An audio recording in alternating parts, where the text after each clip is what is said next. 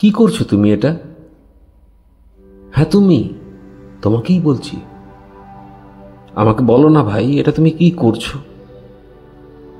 আচ্ছা ধরো, ভেবে নাও, ভাবো আজ যদি কিছু হয়ে যায়, খুব খারাপ কিছু, থাকলে না তুমি আর। তোমার বাড়ির লোক, বন্ধু বান্ধব তারা যখন জানতে পারবে, খুব খারাপ লাগবে তাদের। অনেকেই দুঃখ পাবে, কাঁদবে, শোকে ভেঙে পড়বে অনেকে। সবাই এক জায়গায় হবে, দূর দূর থেকে আত্মীয় পরিজন সব আসবে, অনেকেই আসবে। আবার কেউ কেউ হয়তো আসতে পারবে না, কোনো কাজে আটকে যাবে।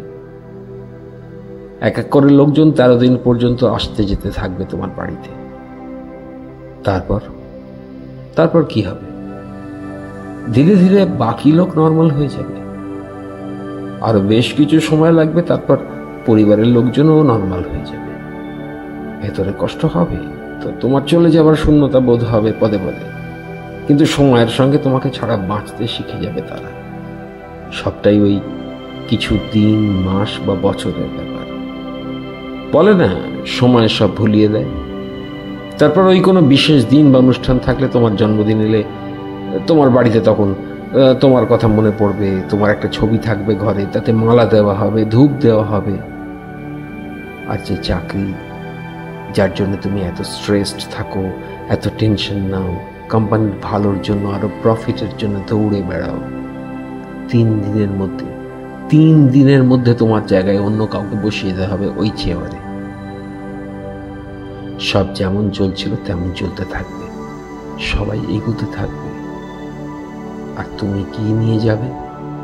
তোমার সব স্বপ্ন, সব অপূর্ণ স্বাদ, আশা সঙ্গে নিয়ে। একটু যদি সাহস করে বলতে পারতে, যদি একটু সাহস করে নিজে যা করতে চেয়েছিলে তা বাস্তবে করে ফেলার চেষ্টা করতে, যদি নিজের সংসারের মানুষদের বলে দিতে পারতে যে তুমি তাদের কতটা ভালোবাসো, সেই মনের মানুষটাকে, প্রাণের মানুষটাকে বলতে পারতে যে তুমি তাকে কতটা ভালোবাসো, তার জন্য জীবনটা কত সুন্দর করে সাজাতে চাও।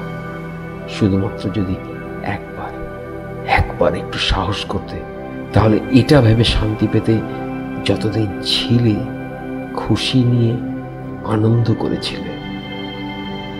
একদিন তো যেতেই হতো, একটু আগে আর পরে, কিন্তু যাওয়াটা হতো সেই প্রশান্তি নিয়ে। যতদিন ছিলে অসুখী ছিলে, যখন বিদায় নিলে সেই অসুখী। মাথার ঘাম পায়ে ফেলে যা অর্জন করলে, বাড়ি গাড়ি প্রতিপত্তি সব থেকে গেল, শান্তিও পেলে না। ব্যাস, আর নয়। যদি আমার কথা এতটা শুনে থাকো, তাহলে আর দেরি করো না। জীবনের আর যে কটা দিন আছে, বাঁচো, নিজের জন্য বাঁচো। নিজের জন্য বাঁচা মানে এই নয় যে নিজের পরিবারের কি অবহেলা করা, স্বার্থপর হয়ে যাওয়া, একেবারেই না। বরং ঠিক উল্টোটা, আরো বেশি করে ভালোবাসো, আর তার সঙ্গে নিজের স্বপ্ন পূরণের পথে এগিয়ে যাও। জীবনে যা করতে চেয়েছিলে, যা হতে চেয়েছিলে, সেই কিন্তু সংসারের চাপে, ছোটবেলায় বাবা মার চাপে যা হতে পারোনি, ফিরে এসো সেই পথে। তারপরে এগিয়ে যাও পুরো দমে।